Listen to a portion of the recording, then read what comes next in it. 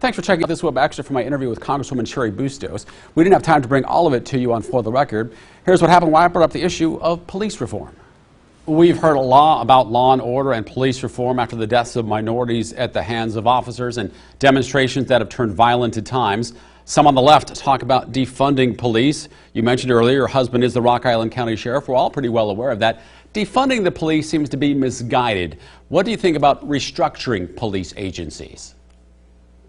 Well, however the defunding police argument was amplified, it is absolutely, there's no truth to that whatsoever on the part of anything that I've supported. Look, I like to say I love police officers, literally, at least one of them.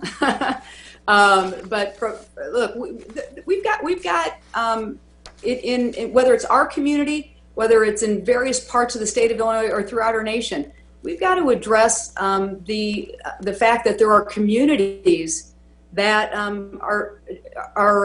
there's a problem with over-policing in some communities.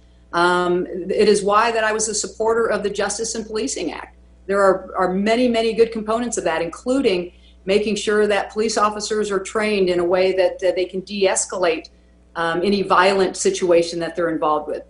There's an element in there that calls for if there's a bad police officers, that he or she can't move from one department to the next.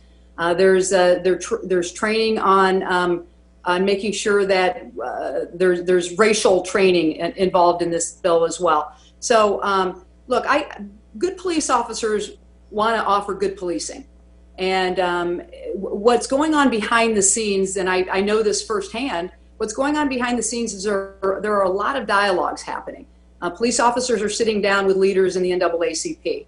I've been on conference calls, Zooms, have met with faith leaders. I have met with the NAACP. I have met with local leaders that are trying to bring about change. And that's critically important.